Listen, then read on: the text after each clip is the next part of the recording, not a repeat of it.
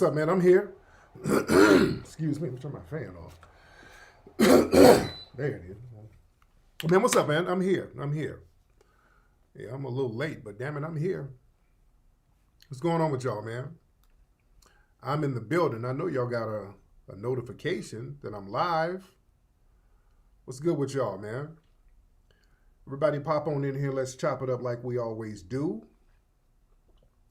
Ready to chop up that great game as we always do, ladies and gentlemen. Now it's getting warm in here already. All right. I've been in so many different weather zones and time zones. I've been hot, cold, lukewarm, semi-warm. But what's up, man? We in here. We're in here, ladies and gentlemen. Let me turn one of my fans on. Get a little something going on in here. How y'all living, man? We in the building. Glad to have y'all tuning in, ladies and gentlemen. A lot of stuff we're going to talk about on the broadcast. I'm going to need you guys to let everybody know that I'm live. That would be great if you guys can give me a retweet. Let everybody know that I'm live right now, ladies and gentlemen. Let's get that retweet, repost, put it on your Facebook, put it on your Twitter. As you know, I've been traveling. Some of you know I've been traveling all around the country this past week. We're working on the new Hidden Colors film. And we're still filming. We're not done. We still have more filming to do. We got to do a lot of filming out here on the West Coast. We got some phenomenal people we're going to have in this historic film. So I cannot wait for you guys to be a part of that. We're going to change the game again, like we did with the first Hidden Colors series. We're going to be back at it, making it pop off. It is much needed. Boy, we got the big guns. We got the heavyweights. We got James Small. We got Brother Kaba, phenomenal Dr. Kaba. We got the wonderful sister, Dr. Mayat, out there in D.C. We got the legendary Dr. Randy Smalls. Not Randy Short. I'm getting my names. Dr. Randy Short. I'm thinking of Dr. Smalls. Oh, man. We got Lord Jamar. He's in it. The wonderful Shahrazad Ali is in it. We got some phenomenal people in the film. Brother Chase McGee. He's really killing it. And a lot of newer faces. Got some new people in there. You dig? So it's going to be popping. It's going to be on and popping, ladies and gentlemen. Oh, man. I'm trying to be fresh. You know, I've been traveling. You know, I need the fresh haircut. You see, I need the... I'm not fresh. I don't have my fresh cut like I usually get because I'm traveling, but I'm still fly with it. I still try to be as fly as I can be. Yeah? I still try to be as fly as I can be. Kyrie, we need to get Kyrie Irving in it. We absolutely, man. Let's holler at Kyrie and see if we can get Brother Kyrie in there. That'd be great if we can get Brother Kyrie Irving in there. Oh, Chase ain't no joke, man. Chase McGee, this young brother, man, be spitting hot fire, man. Chase McGee, boy, he's killing it in this one, man. So it's a great piece. I cannot wait for you guys to see this joint, ladies and gentlemen. Man, so much stuff we gotta. Oh yeah, Wani's not. We haven't done Wani's yet, but yeah, Wani's gonna be in it. Wani is absolutely gonna be in it. Ladies, shout out to Texas. Oh man, so I'm in here. I'm in the building, man. I had a great time just being around the country, being around the family around the country. Great vibe. Had a great time in Atlanta. A lot of folks liked the show I did the other night talking about those Atlanta Cougars. You dig? Those Atlanta Cougars are in the building. Those Atlanta Cougars are out here cooperating with cats. Those Atlanta Cougars are on them brothers out there. Yeah? Shout out to the Atlanta Cougars. I'm telling you, the Atlanta Cougars, they are winning right now in Atlanta. They're getting their surgery. They're getting them BBLs. They're getting makeovers. They're getting those expensive lace fronts. They're running businesses. They're looking fly. Shout out to them. They out here snatching dudes in Atlanta. The young brothers are getting snatched up by them aunties. Yes, the A got all the cougars. Yes, they do. And a lot of them aunties, what I'm seeing too, a lot of the aunties will go down there and get them an Atlanta dude and move them up out of state. They got a little underground railroad for niggas out there. Them aunties out there moving like Harriet Tubman, out here getting them young bucks and moving them to the north. So the other cougars won't get them. They out there getting them brothers and moving them to Detroit and Ohio and places like that. Oh, it's a vibe. Shout out to y'all Atlanta Cougars. Oh, no. It's different. It's not like the Cougars from back in the day. No. They're different. These Cougars have stepped it up. See, back in the day, you didn't have the immediate access to the BBL doctors.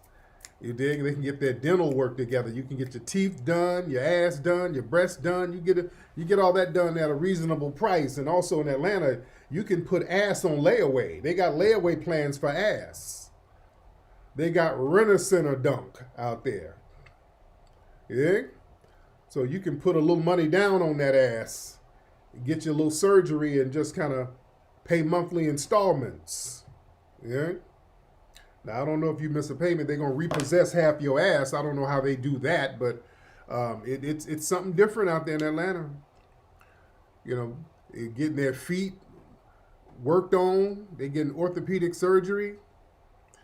Them ladies are getting they're getting them bunions straightened out. You know, back in the day, when the women got older, you get like 38, 39, your feet start, you know, your feet start getting the color purple look. You look like a cast member from The Color Purple.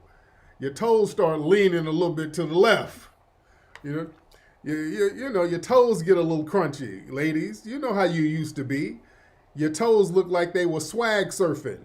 Not no more. You can get them bunions corrected. You out there with a whole new feet, new ass, new coochie. So shout out to the aunties out there. I'm not mad at you. I am not mad at you whatsoever. And I love Atlanta. Atlanta's a vibe. Where my Atlanta people, man? Where do they roll out with all the dunks and the slabs and all of that, man? I saw a couple. I saw a couple of cats rolling that when I was down at Underground Atlanta. You know, I saw a couple of slabs, but not too many. You dig? You know, I saw a couple of these. Hold on. Where they roll those at now out there? Because I didn't see too many of those out there. You know, that's the Atlanta for me. You know, the cats rolling the slabs and the dunks out there. You know what I'm saying? Where they rolling them at? That's the Atlanta I know. When cats are rolling out with them cutlasses. Yeah? With them gold things on them. I'm talking about Atlanta. No, Atlanta used to have them dudes back in the day. They rolled down Peachtree, candy paint, gold things. They were clean. On the east side, you got to go to the east side. So go to Decatur. Yeah, because there's so many foreigners out there now. You don't see that Atlanta. Yeah? Southside College Park. Man, so Candler Road, Gresham Road, Candler Road, Old National. All right. So yeah, I got to go out there and check that out. I got that. That's the part I want to go to. I know the slab, you know, slabs are slabs. You know, I know slabs are from Houston, but it's the same thing. Customized cars. You know what I'm talking about? Slabs, dunks, tricked out rides, whatever you want to call them. But shout out to Atlanta. Atlanta is a phenomenal place, man. I had a great time out there. Y'all give me a retweet. Let everybody know we're live. Everybody's coming on. Waiting on everybody to come on in the room so we can really start chopping it up. Yeah, I know Florida got it popped. That's the old Atlanta. Yeah, too many new ninjas out there now. That's what I'm saying. You don't see them like that no more. You don't really see them out there like that no more. But shout out to Atlanta. Atlanta, you know what's funny about Atlanta? The folks in Atlanta, they're the kings and queens of code switching. They can code switch like no other. They can code switch like crazy. They can get into the Atlanta slang, but when it's about some money in their job, they can switch back up and get real professional. Yeah, I mean, when I lived in Atlanta for a minute, for a year or so, and I had this little cute country shouting I was rocking with. She was country she wanna be. I would learn a lot of the Atlanta slang from her. She would talk that real freaky Atlanta slang. Like, you finna come on here and get that cut? Get this what? What? Come on here and get that cut, shawty. What? You finna come over here and get that cut. Now, y'all know what I'm talking about in Atlanta. Y'all know what I'm saying. The Atlanta people know what I'm saying. You finna come over here and get that cut up, shawty. They would talk like that. Meaning, for those who are not from Atlanta, that means you're going to come over here and hit this. That's what that means. Are you going to come over there and hit this?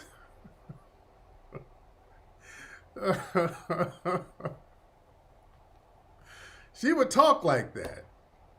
She was from Decatur. Cute as hell, little cute short shit. Cute as hell. Had the little, back in the 90s, this was in the 90s. They had the little, all the girls had the little Tony Braxton cut, them little short cuts back in the day. She was like one of them, little short, cute ass chick. And she had a job at an insurance company. And I call up there, and she be sounding professional as hell. I told you, I called up, I called up there. Hello, this is Allstate Insurance. This is Lisa. How can I help you, please? May I speak to Lisa? Oh, did me? Oh, okay. Oh, okay, shit. It would throw me off because they could code switch. That shit would throw me off. See, that's the thing. You think, the folks in Atlanta, they country as hell. They can switch that shit. They choose to talk like that. They can be professional if they want to be now. Let's get the shit straight. They know how to switch it back up when they feel. They just feel more comfortable, like, talking in their slang. I was at the airport today when I got to the airport. Real talk. I got to the airport, and the Atlanta airport, that's a huge airport. That's a huge airport. And my flight was early. My flight was at like at 8 this morning. So it's packed. It's an international airport, so it's packed as hell up in there. Big ass crowds in there and long ass lines. Y'all know getting into when you got to go to the security gates, they got them long ass lines. But they also have a priority line. They have a priority line. So some people were trying to get to the priority line. And there was a brother there from Atlanta, and he was very professional. He was very stern with a lot of people, especially a lot of the white people. They were trying to, white people, they don't like to wait in line. They try to, cut corners. Excuse me, buddy, can I go over here? No, sir. That line is priority. You might have to go. You're going to have to go down here, and you're going to have to go down that way, sir. Thank you so much. I appreciate you. No, ma'am, you can't go here. No, you're going to have to go down there. Sometimes those airport workers, the black ones, they get real stern. Down in Atlanta, they don't play no games. Mister, can I go over here? No, ma'am, you may not. This is not for you. You got to go down here, ma'am. Go down there, make a right. All right, thank you so much. I appreciate you. Sir, you can't come over here, sir. No. And did somebody check your bags? We need a drug-sniffing dog for this man's bag. Thank you. We're going to have you step aside because we're going to have your bag checked. So this brother was real professional. So I walked up to the brother because I'm trying to see. I don't want to wait in that line. I'm like, excuse me, sir. Is this a priority line? Tariq Nasheed, what up, shouted? Hell yeah, get fuck up on in that priority, shouted. Hell yeah, man. I swear to God. Dude, let me get up in the priority. That dude switched just like that. Hell yeah, shouted. That's Tariq Nasheed, shouted. There it is right there. My nigga. There it is. That's why I rock with Atlanta, damn it. Oh, that's why I rock with Atlanta. Yeah. Now the tethers don't give me a pass. The tethers don't. When the tethers up there, they never give me a pass. If it's an FBA, they gonna give me a pass. They gonna show me love. Yeah, yeah, yeah. The tethers give me a hard time, especially if they low key recognize me. You know, your bag is too heavy, nigga. What is in your luggage? What is this thing? You have to take some stuff out of your bag. You know, the tethers give me a hard time sometimes. But the FBA brothers, they look out. They look out for real, for real. You know, oh, the tethers be dead serious, man. Oh, they don't give me no love. The tethers never show me love. Especially if they know it's me. Oh, Mr. FBA. Okay, nigga. Back in the line. Let's check your bags, nigga. What is in there? Drug sniffing dogs, come get this nigga. Oh, they're real fucked up to me. I didn't get to see my brother B-High. I didn't get to see B-High when I was down there because we were filming all week. So yeah, I just didn't get a chance. When I go back down there, I gotta holler at my brother B-High, but I wasn't doing any interviews and them like that. We were working down there. But when I was down there, you know what's funny? There was a lot of Hispanics down there. There was a Hispanic lady in the line. We're going through the security, so we're waiting to go show the people our ID. And there was a Mexican lady and her son, like a little 4 or 5 year old kid, had his little cowboy hat on, his boots, and they couldn't speak a lick of English. And she was looking confused, and I kind of had to help the lady. She was just kind of standing in line, looking at her, just standing there, like not knowing anything. She didn't know where to go. I'm like, man, go up, man. Oh, okay. Gracias. And just looking, she didn't know, just very confused. Couldn't speak English. I kind of felt bad. I mean, you know, whatever. And they're standing in front of me, and I'm digging in my pocket, getting my phone, and I dropped some change. I dropped some money. And I'm wondering, family, do you guys do this? Maybe am I bougie? Sometimes, do you guys just drop like a couple of coins out of your pocket and don't even trip, just leave it there? Do y'all do that sometimes? Sometimes I might drop a quarter or a nickel or something. I just leave it. I'm not trying to, you know what I'm saying? Do y'all ever do that? If you got a little change in your pocket, you dig in your pocket. How many of y'all do that? Sometimes I don't feel like digging down because I don't like touching the ground. You know, I don't like touching the ground. So sometimes do y'all just kind of leave you know, I don't feel like, I don't want to get my hands dirty. You know what I'm saying? You don't carry coins no more. Yeah, but sometimes, you know, you go buy something and they give you change and you got loose change. Because I don't like loose change anyway. Loose change just kind of gets in the way. But yeah, I don't be, okay, I ain't the only one. Y'all don't be picking that shit up. You know what I'm saying? Well, y'all don't be. So you pick it up, it's bad luck to leave it? Yeah, but sometimes I don't like it. So you need all your, so listen, somebody like, hell no, I get that. But I dug in my pocket and a dime fell out. And I'm like, whatever. Whatever, I don't feel like digging. I ain't about to pick up a dime. Like, just somebody have it. So the little Mexican boy, he saw my dime drop and he stared at me. He's just staring at me. You know, I'm looking at him. I'm like, okay. He stared at me for about 2 minutes. Then I looked at him, like, he pointed to the dime, like, nigga, get that dime. And he just kept pointing at the dime. He couldn't speak, but like, this little boy non-verbally made me pick the dime up. I picked it up because this kid just wouldn't stop pointing. He was looking at me and wouldn't budge. He was like, nigga, do you know I just came from a third world? Dude, do you know, you better put some value on that paper. Get that dime, senor. I said, all right, I'm going to get the dime. All right, thank you, Jorge. Thank you, okay. So the little kid punked me into getting the dime off the ground, okay. Like, damn. This dude, yeah, I got peer pressured by a little kid. He peer pressured the shit out of me. Like, yeah, man, get that dime, nigga. Like, dude, that down for 10 cents a day, that can feed my village. What you talking about? He was dead the fuck serious about me getting that dime. That boy was so damn serious. Man, he was serious. Why is my dog? Hold on. My dog, my ignorant ass dog. Hold on. Let me call my lady. Hold on. My dog keeps getting out of the gate. Let Honey back in the house. Okay, my goofy at my dog for some reason. Oh yeah, shout out to everybody who's doing super chats. For some reason my dog gets under my gate. They built a new gate over here and my dog slips under it because my kids be terrorizing the dog sometimes and they be running away from the kids. Hold on, man. Let me call Mateo. Hold on. My dog is standing out here. Hold on, let me call my son.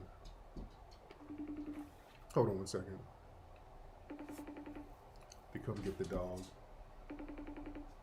Y'all bear with me. Y'all bear with me 1 second. Yeah, I answer the damn phone. Okay. Oh, yeah, little Jorge wanted that money. Okay, that not answering the phone. Okay, hold on. They need to come get this dog. Let me call my lady. But shout out to everybody. Y'all give me some retweets while I'm trying to get this shit together. Like, come get Honey. Honey's outside. Honey's at the door. Okay, yeah. I got to put bricks or some shit under there so they can't get up. Send one of the boys to let them in. Let her in. Because she's sitting. I'll get her. Okay, all right. Sorry about that, guys. My dog's sitting. I mean, I wanted to get in the house before Coyote get her ass. All right. So listen, all right, let's get into what we're talking about. Now, family, what we're talking about tonight, we're talking about modern marketing brilliance. We're talking about modern marketing brilliance. There's a video that is going viral of a brother named Ashton Hall. Now, I know a lot of you have seen the video.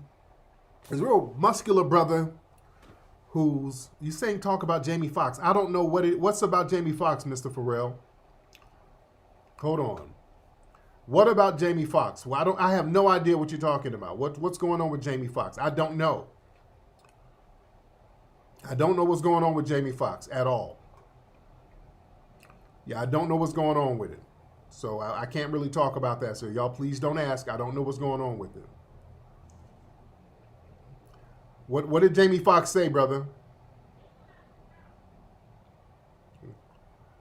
I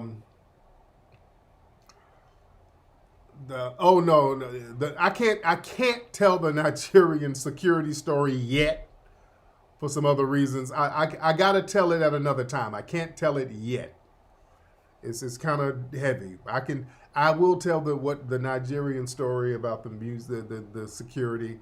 I'll tell it in due time. Now, what did Jamie Foxx say? Okay, yeah, y'all gotta tap me in. I don't know what he said. I don't know what Jamie Foxx said. Shout out to Jamie Foxx. I like Jamie Foxx. But like I said, this brother named Ashton Hall,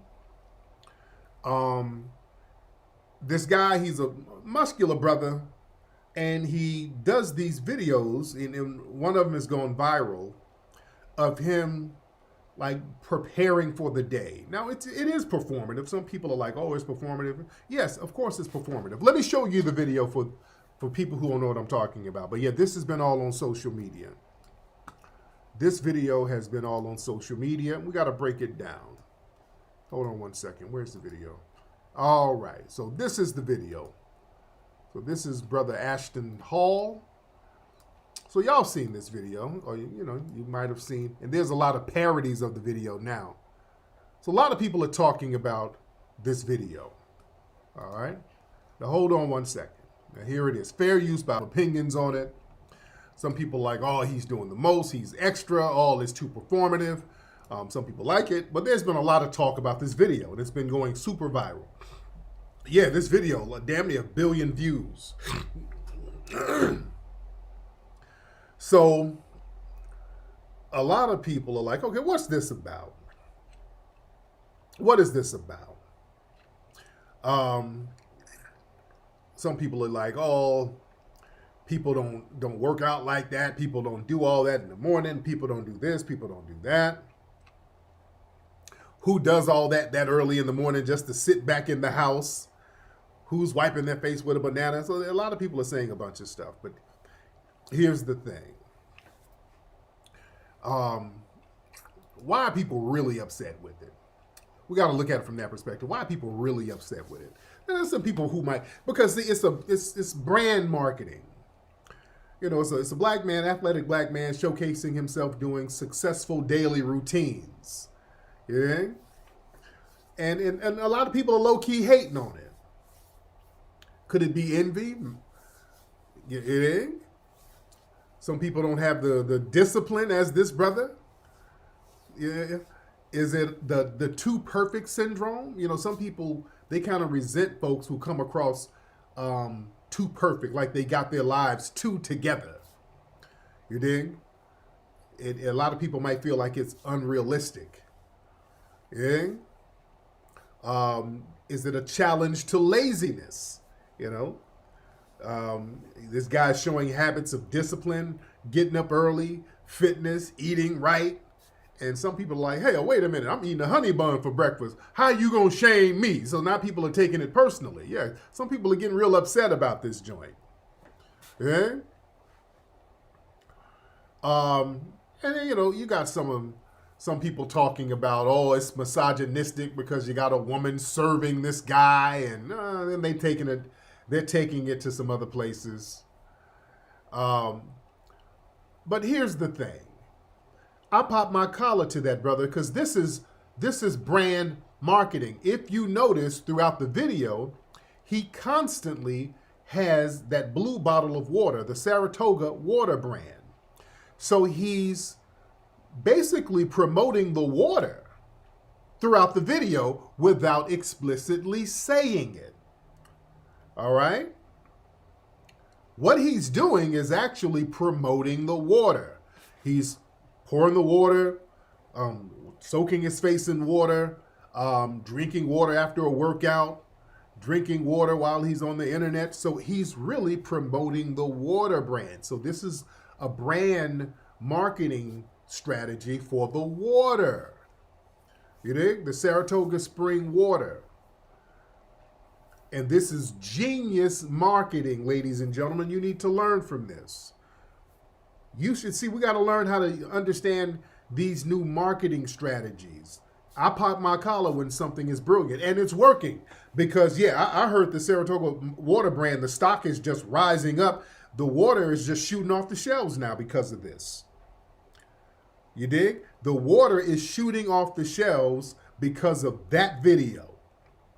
I'm not mad at him. When I see somebody do something successful, and now there's a lot of people doing parodies of it. You dig? So yeah, they're killing the game right now. Why are they killing the game? Number one, it feels organic. It's not forced. He never explicitly promotes the water. In fact, he doesn't even really talk that much in the video. You know? It doesn't feel like a commercial. See, it feels like a lifestyle. See, that makes it seem more authentic rather than a paid ad. You see? And also it creates curiosity. A lot of people are like, okay, what's that blue bottle for? Okay, why does he keep using that water? Why is he washing his face with the water? Why is he doing this? So you're asking questions, and it's sparking a conversation, which is what it's supposed to do. Okay? And he just keeps doing it without doing it explicitly. You see? The repetition equals association. I want y'all to learn how to market your stuff. The water brand, it becomes visually associated with strength, wealth, and discipline. You see? Y'all understand the visuals of things. I want y'all to understand how visuals and brands work.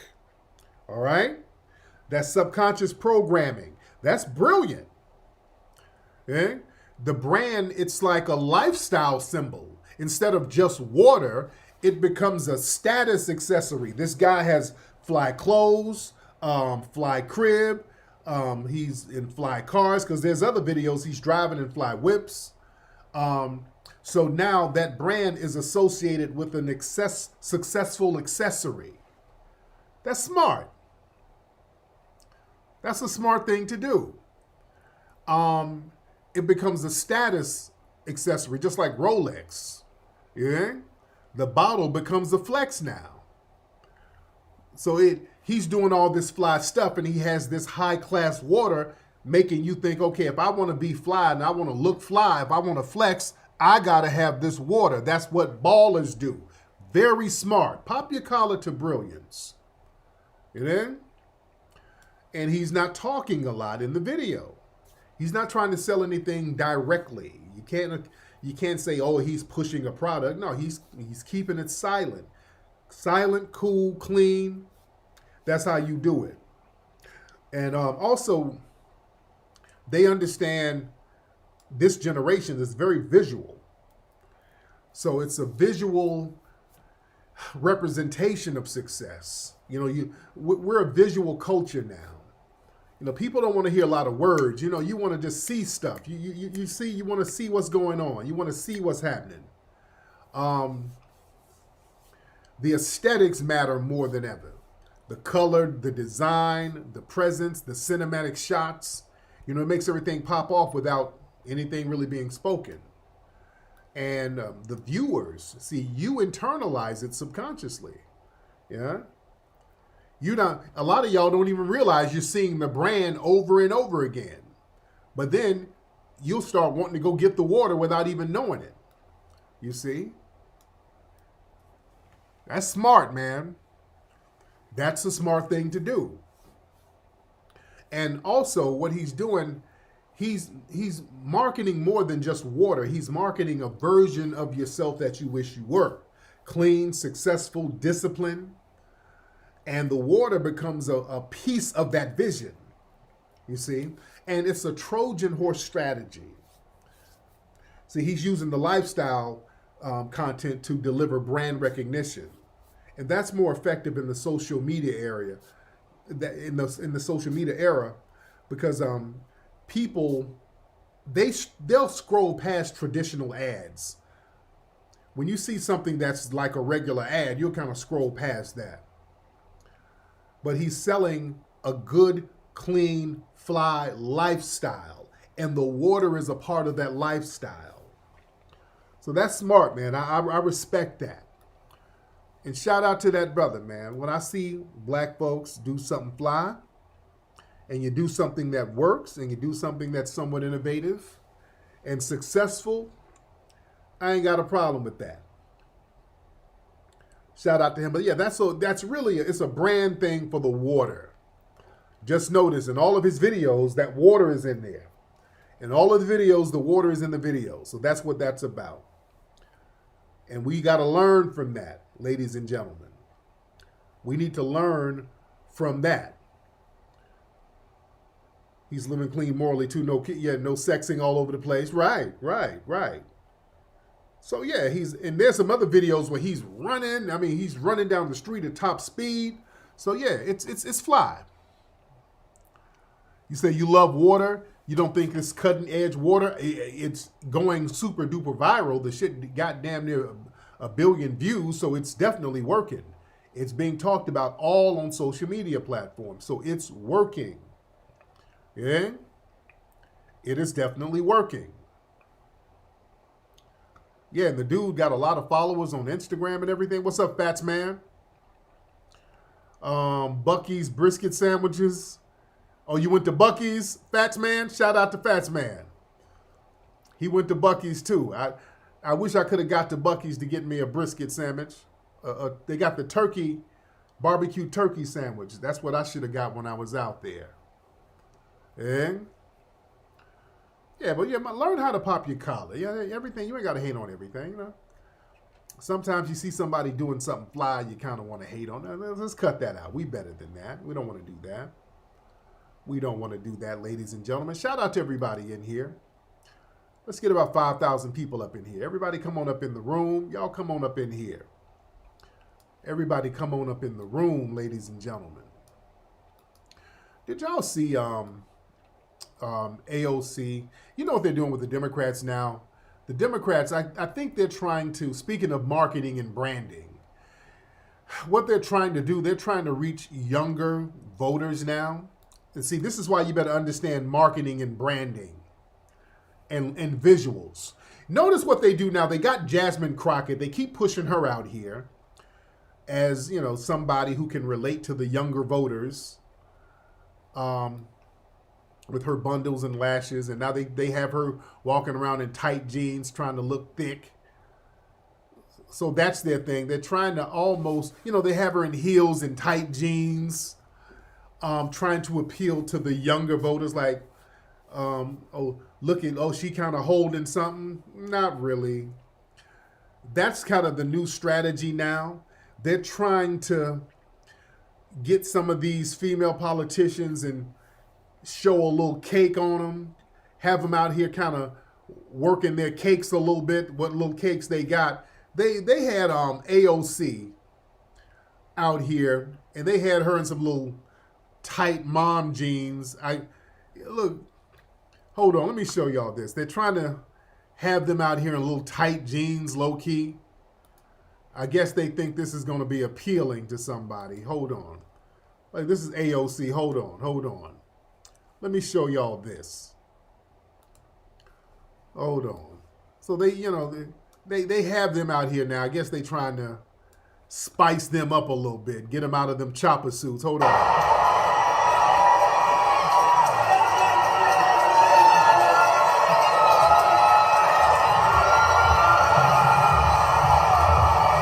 So I guess they're trying to show a little cake, but the cake ain't really there.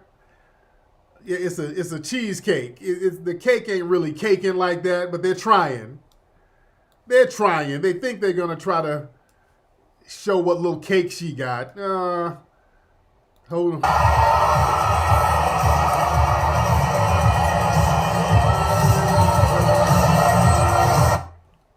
That cake looks like a half-eaten empanada. No. So expect to see some of that. Family, expect to see more of that. They're going to have them running around here in tight jeans. All right? Oh, Lord. They're going to try to make these women low-key sexy. I heard they gave Maxine Waters a BBL. She about to come out there with her booty out. They're going to have Maxine Waters out there throwing ass. So it's about to be different. The Democrats are desperate now. Oh, it's pancakes. Yes, she has pancakes. So yeah, that's their little strategy now. To kind of have them walking around with little tight jeans. Boo. No, thank you. But look, family, you know what? I saw there was an article that came out this week. I don't know if this, I know this guy's a Pan-Africanist. He might be a tether trying to, they're upset about us delineating the dominant society. They're very upset about us delineating. They're very upset about us delineating, ladies and gentlemen. And let me show y'all this article. Hold on. Oops, I'm not on screen. My bad. I'm sorry, guys.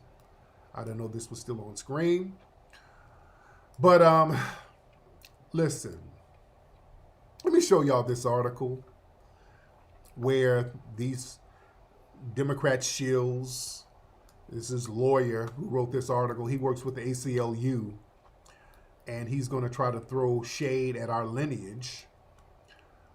He's a Pan-Africanist. Okay, you got to watch these people trying to shade the lineage. So this guy wrote something for, what's this? The LA Progressive. I don't know, some jive-ass publication. I don't know what it is. The folly of so-called foundational Black Americans. So-called foundational Black Americans may tell themselves that they are noble protectors of ancestral legacy, but they are in fact little different from European groups in this country that conceptualize white privilege and try to reserve it for exclusive groups. What the hell does that mean? These folks just be saying shit. All right, this is some stuff coming from the Democrats now. Because we're delineating and we're not prioritizing immigration, and that's a problem for them. So now they're going to try to shame us out of recognizing and respecting our own lineage. Damn that. And let me read this article. It's a lot of word salad. Some of it is so damn boring. I'm going to skip over some of it, because this part here, things have gone all wrong. It was supposed to have been a repetition of biblical Passover, although Elon Musk Trump's angel of death. Well, okay, I'm going to skip through all. This is a whole bunch of anti-Trump, this Democratic shill babble. Okay, I'm going to skip past all of the Democrat shill babble. All right, because what they're trying to do, this is something coming from the DNC think tanks, where they try to associate our lineage with MAGA, and we're not a political movement. We're a lineage. We're just talking about our lineage. Okay, for too many of these European immigrants, efforts to assimilate included not only eating American bread, but adopting the tradition of hating African and indigenous people. Many Irish immigrants in America are the cause of considerable confusion and embarrassment for those in Ireland who have stood in solidarity with blah, blah, blah, blah, blah, blah. Okay, whatever. Okay, he's babbling. Okay. He's talking about othering groups. The latest iteration of black othering is found in the concept of foundational black Americans. A website dedicated to this idea, ain't no idea, it's a lineage, explains it's important to clarify that foundational black Americans is not a group or an organization, and there is no designated leader of FBA. FBA is a lineage-based designation which specifically refers to the over 43 million black Americans who are direct descendants of freedmen, the formerly enslaved black people who were emancipated in the United States. The lineage represents a unique and unbroken connection to the foundational builders of this nation. Now, yeah, we have that on our cultural website, explaining very clearly what it means to be a foundational black American. So people try to lie, you're just a liar. We are a lineage. We've never said anything other than that. It's not some shit you can join or quit. It's a lineage. And if you want to make up a group or an organization, well, you argue with yourself. Those who subscribe to this concept believe it's important to distinguish so-called foundational black Americans from those born in Africa and other people of African descent whose ancestors were never enslaved in the U.S. This perspective resembles the MAGA program.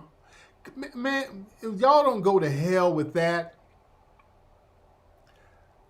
go to hell with that. You ain't gonna shame us from out of recognizing our own damn lineage. Us recognizing our lineage is MAGA. You don't do that with other groups when they recognize their lineage. Let me read the rest of this, and I can only stomach so much. This perspective resembles the MAGA program, not only in its othering of immigrants. Well, you are an other. You're not a foundational black American. You're an immigrant. We're not. Damn, we ain't immigrants. But also in the convenient disregard of facts and reliance on comforting self-delusion, all which is ultimately self-defeating. How so? So-called foundational black Americans might tell themselves they're noble protectors of ancestral legacy, but they are in fact a little different from European groups in this country that conceptualize white privilege and try to reserve it for exclusive groups. In the case of foundational black Americans, there's a belief stated, sometimes not, that there's only a small slice of the American pie that is potentially available to black people.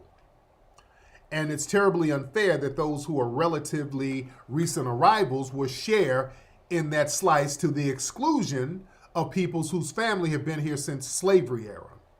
Many foundational black Americans also believe that reparations paid by the U.S. government should not be paid to those whose ancestors were not held in bondage. Duh. Right. Why should they get reparations for slavery that they didn't experience or their families didn't experience? And here we go with the canned talking points. Here we go with the canned talking point. After all, it's the foundational Black Americans who are the foundational builders of this nation. But therein is a flagrant untruth. Implicit in the statement is the suggestion that meaningful contributions to the struggle of liberation and justice has been made solely by those whose ancestors were enslaved in the U.S. See, no. See how they try to flip arguments? None of this has nothing to do with our lineage. No. Our lineage has no. Our lineage is our lineage no matter what. But then they try to Trojan horse in, struggle for liberation, and whoop-de-whoop. What then are we to say about Marcus Garvey, Harry Belafonte, Kwame Ture, Stokely Carmichael, C.L.R. James, Ivan Van Sertima, Cicely Tyson, Shirley Chisholm, and more? Oh, shut up. Oh, be quiet. They always use the Harry Belafonte, Stokely Carmichael, and Marcus Garvey. Don't matter. That don't matter. That they're immigrants. We're not. They're immigrants and we're not. We don't have an immigrant. We're not immigrants. Good freaking grief. Man, they killed me with that argument. Oh, let me see if I can stomach some more of this. Hold on. Let me see.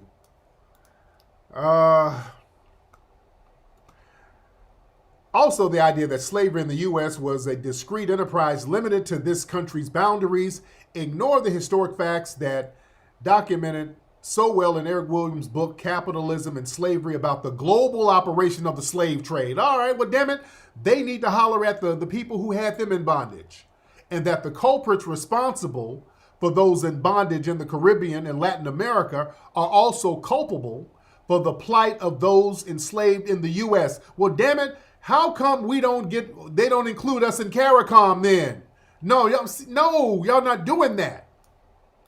Okay, if we all went through slavery and all of this, how come CARICOM has their reparations claim that excludes us, but the people from CARICOM wants to be a part of our reparations?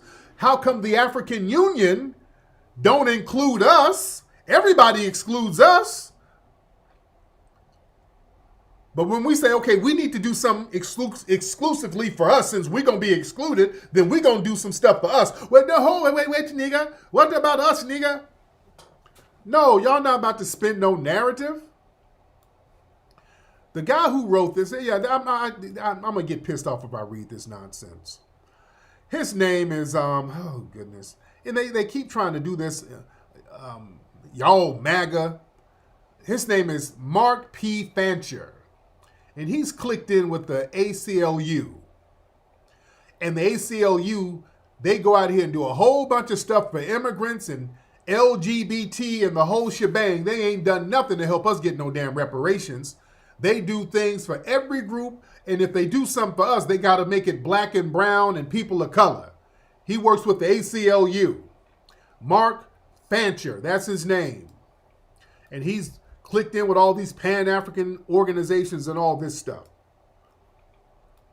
I'm so sick of these people trying to shame us into dishonoring our lineage. Let me tell you something. We have a God-given right to claim our unique lineage because our lineage is unique. We're not obligated to claim other groups and ethnicities who don't claim us. FBA family, you are not obligated to claim nobody who don't claim you. We don't get no protection from no African nation or nothing. There's lack of mutual recognition. See, we're supposed to be the upholders of Pan-Africanism for every damn body. You know? Look, other ethnic groups, they don't claim us as part of their lineage. In fact, they have derogatory terms for us, like Akata and all that. Shout out to Fats Man. Fats Man said, how the hell are we so-called lineage? Explain that article, I wait. Right, how are we a so-called? It ain't so-called. We are foundational black Americans. We ain't so-called nothing. Real talk, Fats Man. We ain't so-called a damn thing. Listen, none of these groups, they don't claim us as part of their lineage, their tribe, or their national identity. Eh? They don't claim us. So it's unreasonable to expect us to continue claiming people who don't reciprocate the cultural familiar bond. They don't reciprocate. We don't get no political or institutional protection from nobody. None of these groups, we don't get no diplomatic protection from nowhere in Africa. Do we? We don't get political protection, diplomatic protection, institutional protection from no African or Caribbean nation whatsoever. When we get racial injustice, we have to stand on business and look out for each other right here. So that's who I'm claiming. I'm claiming FBAs. When something goes down, I can depend on other goddamn FBAs. That's who got my back. That's who I can depend on. I can depend on other foundational black Americans. We can't depend on nobody. Nobody does anything to help us like that. You did? They don't say nothing at the UN or nothing. Come on now. And truth be told, man, we get culturally disrespected by a lot of these groups. Truth be told, they sit here and try to mock us and then stereotype us and perpetuate all of these weird narratives. Y'all send over the Myron Gaines and all these people, despite us fighting for the civil rights that you now enjoy. No. Y'all got what's called Myron Gainism. Y'all got these idiots that y'all send over here who are refugees that we have to sit here and fight to help get over here, and they come over here and do nothing but disrespect us. And then you think we're going to claim that? No. We get no tangible support in times of crisis. Nothing. Natural disasters, don't nobody help us. We ain't got nobody outside of this country to help us. Yeah? When something goes down, where the hell are the Pan-Africans? Where all the, listen, and that guy is a lawyer. By the way, the guy who wrote that article is a lawyer. Notice the only time these Negro boule-ass lawyers come out of their damn shadows is when they want to throw shade at us for the Democrats. When we need lawyers to help us with reparations, when we need lawyers to help us file lawsuits against race soldiers and prosecutors and people who violate our constitutional rights, where the hell are these damn Pan-African lawyers? Where are these lawyers when we really need them? Running around here with all that Pan-African talk. Where are the damn kente cloth, red, black, and green folks when we need the help? They ain't around either. They can miss me with that bullshit, man. Family, we had an ethnogenesis. We had a unique ethnogenesis. We have a unique identity, ladies and gentlemen. Ain't nobody going to shame us out of that. It was forged on this soil here. Our lineage, ladies and gentlemen, is not shared by Africans, Caribbeans, or any other people. Our lineage is unique. Yeah? And that's the problem. People come over here and they benefit from our damn struggle. HBCUs, we had to get every goddamn thing out of the mud. We had to get everything out of the mud, and everybody's so used to coming over here, benefiting off everything we do. You benefit off what we do, and when we say, hey, okay, we're going to have to focus on us over here. Oh, you niggas are xenophobic. You niggas are MAGA. The CIA created you niggas to hate me. I'll start talking dumb. They start talking dumb as hell, man. We ain't doing that one-sided Pan-Africanism no more. Y'all not going to guilt trip us. Y'all not doing that. You know, Pan-Africanism is a big-ass hustle that been, let's be real, a lot of Pan-Africanism has been a hustle that targets us for money. That's why they're always projecting some scams onto us. Shout out to Mario King. Yeah? Come on, man. It's cultural parasitism without even giving credit, man. A lot of these folks who come over here, politicians, influencers, they exploit our culture, fashion, slang, everything. Don't want to give credit. Start telling us that we got soul food from them and we got rap and hip hop from them in a jungle and playing a Congo somewhere. They sit here and try to cosplay our culture and then steal it, saying we actually got it from them. O'Brien, shout out to O'Brien. Yeah? Shout out to O'Brien. But we're not playing that game, man. We got a unique history here that we've dealt with. We're not going to be shamed by people trying to flip us out of our culture and tell us that we're basically generic Africans, which we're not. All these other groups get to celebrate who they are culturally, except us. When a Nigerian comes over and recognizes his Nigerian heritage, that's celebrated. You don't say that he's the CIA. Haitians come over here, they recognize their Haitian nationality. You don't say that they're working with the FBI to divide everybody.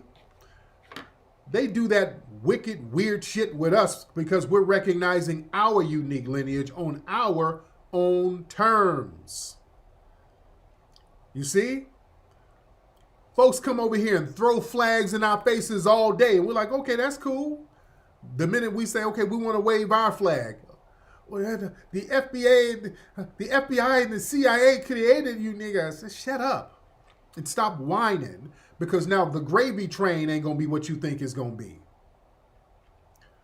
Yeah, it's a soft form of colonization. Yeah?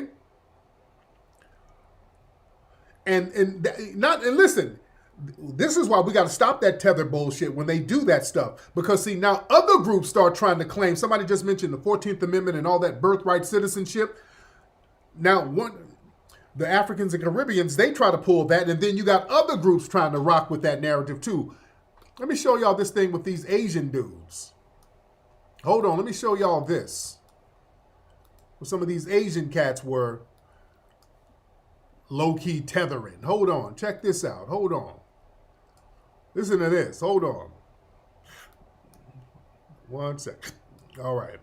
I wouldn't be an American citizen if that law wasn't in place. Same, yeah. And I'll be real, they'd be happy to deport us. There's two stories about America. One story about America says, hey, you come, you work hard, you contribute, and you become part of the society. Right. The other story says, this society was built for and by certain people, and everybody else can help maybe, but in the end, it's not for you. It feels like the changing of the birthright laws is because originally these laws were designed for Europeans. That's right. But now that it's No. The 14th Amendment, that was for us. being used by Asians and Latinos, now that it's gone too far. And we have to now repeal these laws. People from Europe who came on boats from a Dutch harbor, they did not immigrate legally. They said, hey, we're going to come and we're going to look for opportunities because what's going on for us at home is not good. In the 1800s, a lot of Chinese came over. Chinese were not legal immigrants. You were supposed to work on the railroads, work in the mines, and get out. But they stayed. And in fact, in the 1890s, the Geary Act was passed, which said actually that all Chinese had to register and carry ID. And you know what the Chinese did? 85% of them said, hell no, we're just not going to do this.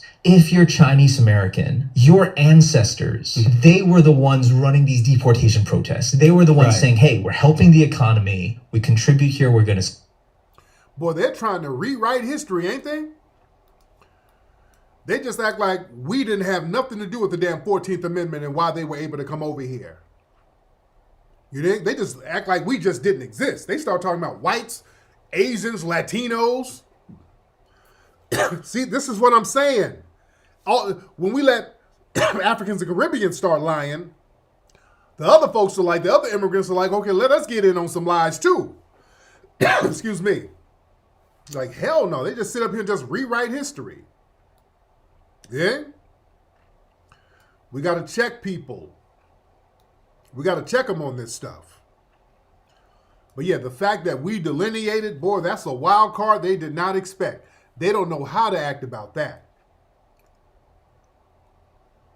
They do not know how to act about that. Mr. Farrell, what did Jamie Foxx say? But you've been really pushing Jamie Foxx.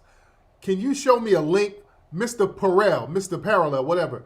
Give me a link to this Jamie Foxx thing. Can you please give me a link? Because you've been promoting this Jamie Foxx thing. Put a link up here, sir. Because it must be real important. I just don't know what it is. You would put a link up here, Mr. Parallel. Put a link up here. Let me see what he's talking about. All right, I want Mr. Parallel. He keeps talking about this Jamie Foxx interview or Jamie Foxx post or something, and I would like to hear what he's talking about. So Jamie just talked about DEI. Okay, I don't know.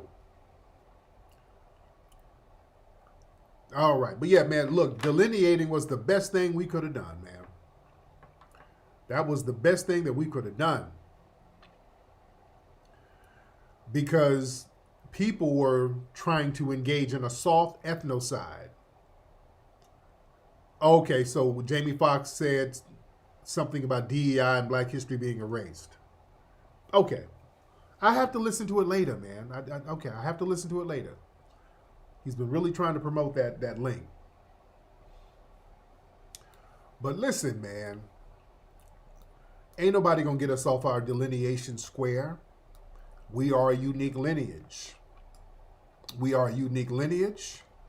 And people hate that we, as foundational Black Americans, define ourselves on our own terms. You see, because that's a part of resistance. That's a part of our resistance spirit. We define ourselves. We let you know what we want to be called, instead of having other people define us. See, that's a form of power. When you name yourself and your group names itself and your lineage names itself, see, that's a form of power. And see, we're never supposed to be empowered. You see? We're never supposed to be empowered.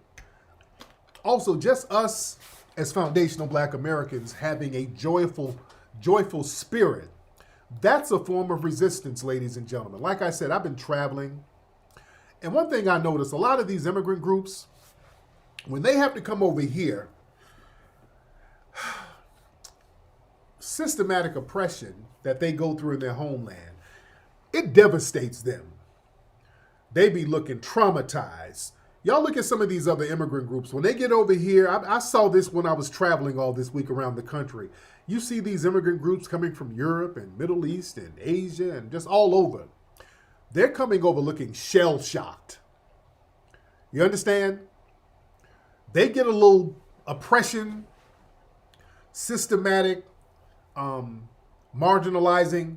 It shell-shocks them. They're just over here traumatized with the refugee look on their faces. You see? But the thing about us, foundational Black Americans, yeah, they look worn out. And then everybody tries to scare us. They come to foundational Black Americans because now when Trump has these policies that he's putting out here and folks are getting deported left and right. There was some Black Lives Matter chick who was Guyanese or something like that. They're deporting her. All of these folks who come over here get a little oppression. Now, the thought of them getting sent back to their homelands, or they're getting PTSD, they're freaking the hell out, and they're trying to scare us into joining them. Shout out to Magnus Logic. He said, at every opportunity, FBA must denounce the false label African American 100%. You dig? Because that includes every damn body. Elon Musk is a damn African American. But listen, these other groups, they come over, they're traumatized, they're shell-shocked. They're trying to scare us. Hey, you FBA niggas, Trump is going to get you next. And they're running around here scared and traumatized and looking shook. And what are foundational black Americans doing? We out here learning line dances, enjoying ourselves. We out here enjoying ourselves. We out here dancing, having a good time, line dancing with cowboy boots. We out here having the time of, we just living. This stuff don't faze us. We're not fazed by this. We out here having a good time, laughing, enjoying life.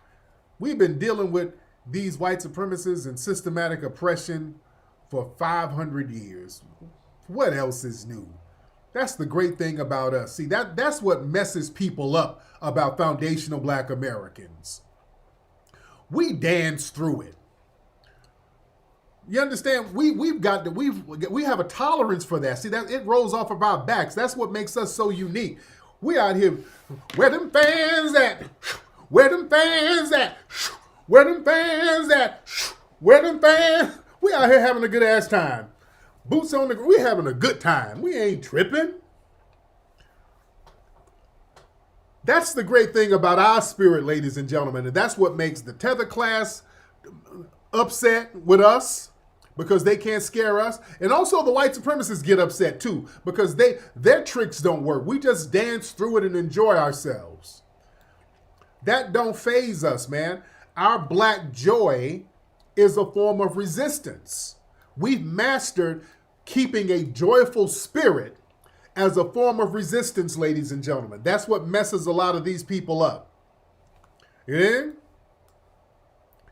See, black happiness, especially when it's in public, communal and unapologetic, that's a direct rejection of the narrative that black life must be rooted in suffering. You see? They always want us suffering and crying. No, we dust that shit off and say, no, we're going to have a good time with each other and look out for each other. Yeah? That's a form of resistance it undermines that system that's designed to keep black people in a state of despair all the time. We just refuse to be in a goddamn state of despair. We're going to enjoy ourselves. Damn that. And also that disrupts that whole white savior complex. You see? When black people are happy and we're empowered and we're thriving without dependency on white validation, see, that removes the psychological benefit that the white supremacists get from feeling superior. Like they're needed as saviors. Like we got to go to them for joy. And no, we good. Yeah? Real talk, Fats Man. And see, black joy, that undermines a lot of the propaganda. See, the dominant society, they've invested decades of propaganda in portraying us as broken, dysfunctional, in need of correction. Everybody's running around here with baseball bats knocking each other upside the head. So when we show collective joy, that destroys that whole narrative. And that also makes it harder for them to justify systematic oppression. You see? If you're trying to harm a happy people, that makes you look bad. You see? You better understand how that works. And also, they can't really profit from empowered blackness. See, misery is profitable. See, misery is profitable when we are in a miserable state of despair. The prison system, the mental health institution, the pharmaceutical industry, poverty-based nonprofits, they all rely on black suffering. You see? Joy, wellness, unity, that threatens all of those economies. You understand? So we're messing with that money when we're happy and joyful, when we're dancing with each other. See, they really hate that. I love when we're out here dancing with each other. We out here at the clubs, at bars, line dancing. I love that. Love it. We're supposed to be on that. When we go out, everybody's on the same page. I love that. Yeah? Because black unity, that's the threat to white supremacy. See, when black people, when we're collectively happy, we unite, we organize, and then we build. You see? We start building. When we're happy and when we're organized, we start building with each other. See, they don't want us on that. They don't want us on that. See, white supremacy thrives on division. See, black joy, that leads to solidarity. Solidarity leads to empowerment and change. That's why these white platforms are always promoting street beefs. This is why I get on some of these guys about that bullshit. Every time we see some street beefs with folks, with black folks, this week, man, we saw rappers get shot in Memphis. Yellow Beezy, he's going to jail for the murder of 03 out there in Texas. What's the common denominator? They done went on some white platform where these white podcast hosts sat up here instigating shit. You understand what I'm saying? It's something where some white establishment sat up here and instigated some bullshit. That was with Tupac and Biggie too. Some of this stuff could have been resolved, but it was like Vibe Magazine, a white institution, they were promoting that East-West beef. They were putting more logs on the fire with that. Come on, man. When we have beef, and it's natural for people to beef, but a lot of times an OG or somebody get up there and get between people and say, okay, let's sit down and talk about this. It ain't going to be nothing stupid. You see? But you see, every time we have some kind of beef out here, high profile beef, it's these cats sitting up here on these platforms that's white run, orchestrating the bullshit that I don't like. And I didn't call these folks out to their faces about that shit. That ain't cool at all. Yeah? But listen, us being happy and joyful, see, that threatens those kind of platforms. When we out here happy and having a good time and building, those platforms are threatened by that. You understand? They don't like that. Also, listen, the dominant society, they associate black happiness with uprising. See, every movement, when black folks, when we've celebrated and created thriving communities, Tulsa, Rosewood, Harlem, there's always been a violent backlash. You see, because the white supremacists, they see black joy as a prelude to the disruption of their social order. You see? Because, see, the white supremacists, they measure their own worth through the perceived suffering of other people. You see, us suffering makes them feel superior. That's what white supremacy is. They get to systematically make us suffer, and they don't have to suffer. So when their tactics are not working, they're throwing everything they can throw at us, and we stand up and brush it off our shoulders. See, they can break all of these other groups. Like I said, these other groups, when they come over here, they're spiritually broken. They're shell-shocked. They have PTSD. They come over here just looking out of it. The joy is gone. They ain't smiling, laughing, or nothing. They come over here toe up psychologically. Us, that shit don't work on us, man. That messes them up. They're like, damn, we done thrown everything we can at these people. They out here barbecuing and having a crab boil. Damn, what the hell? We done threw everything at them. That messes with them when we're happy, family. That really messes with them people. That's why they get miserable. Family, notice when I do my Twitter spaces, and there's a bunch of black folks in there having a good time, we're laughing, joking, talking. We have a great time. I do my Twitter spaces every night. What happens every night? Some drunk, miserable, white supremacist suspect calls up every night. Drunk and miserable. Every single night. They come in almost depressed that we're having a good time.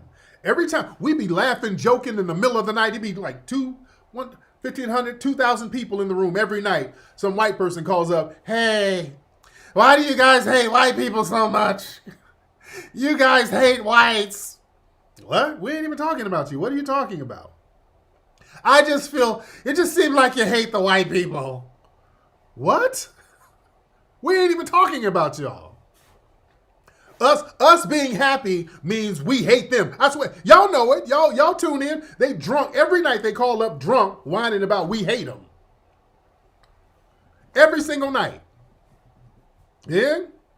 Mad for no reason because we're all together talking like we got some sense, enjoying ourselves. Yeah? And they understand something. They understand that joy, that heals generational trauma.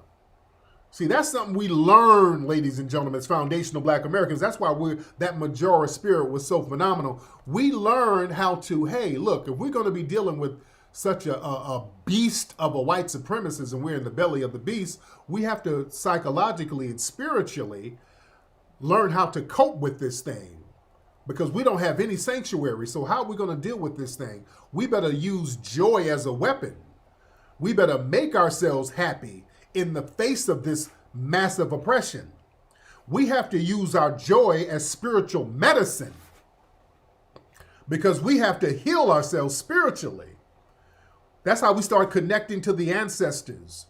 We start breaking those cycles of trauma, learning how to enjoy ourselves in spite of the oppression. Yeah? And we heal our spirits. When we enjoy ourselves, we get together, we in unison, we bond with each other, we heal our spirit that way. They know what it is. They know how dangerous that is to them. Yeah? And when we start healing, we become unpredictable. See, when we all broken and downtrodden, you can control broken people. Yeah? When people are broken and downtrodden, you can control the shit out of them. You can control them because they're going to have to go to you for savior, to be a savior. They got to go to you for help. They got to go to you for drugs. They got to go to you to uplift them. Yeah? Yeah, what's the saying? That old foundational Black American saying, we got to laugh to keep from crying. That's a spiritual essence that we have, ladies and gentlemen. Every one of you have heard that growing up. We got to laugh to keep from crying. So you better get some joy. We're going to learn how to heal ourselves. Don't let these people break your spirit. That's why we learn how to enjoy ourselves. We knew that we needed to do that to heal each other. You see? And they fear the cultural influence of Black joy. Black joy is contagious. Our music, our laughter, our style, our creativity, it shapes global culture. Because it's rooted in strength, ladies and gentlemen. And that becomes powerful. You see? Let me tell you something. If you whoop somebody and they start crying, you broke them. If you whoop somebody and they start laughing, that person's a problem. That person's a problem, ladies and gentlemen. You see? That scares them. When we're enjoying ourselves after they done thrown everything they can throw at us, and we still out here laughing, doing line dances, doing the electric slide, looking good, healing each other spiritually, that scares them. Shout out to everybody for the super chat. Yeah? That's why they always want to project this dysfunction on us. You're black on black crime. You're killing each other. Oh, God, the ghetto. You're in the ghetto. No, don't project all this weird stuff. We're going to be all right. Because, see, they feed off the spectacle of Black pain. You see, from them lynching us and making postcards of them lynching us and creating all of this Black suffering, that became a fetish. And us having Black joy, that doesn't offer the same emotional high to those addicted to Black pain. That's another reason why, ladies and gentlemen, they hate that we delineate.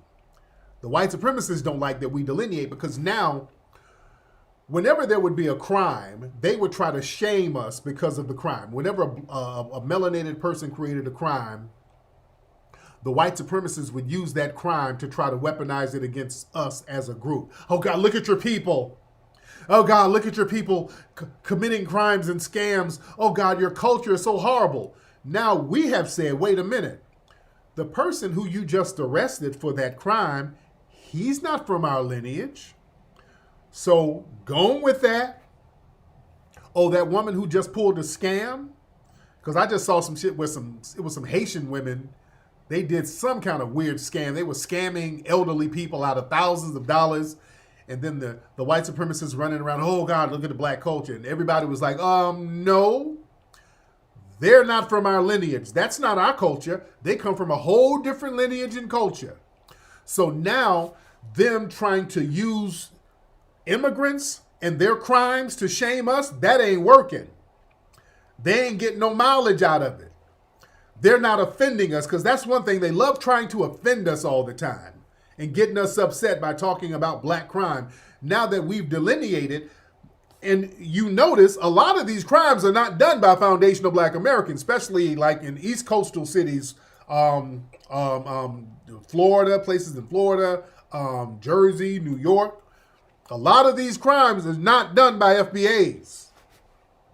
And we're pointing that out. So now the white supremacists, they're not getting the psychological mileage out of using shaming tactics. That's not working no more. That's why they're depressed. That's why for the last few days, we've had white supremacist suspects call up mad at us delineating. Why do you guys have to call yourselves foundational black Americans? Like, why are you so upset about it? Think about it. Why are you as a white person so upset about us delineating and recognizing our lineage? A lot of the white supremacists don't like that.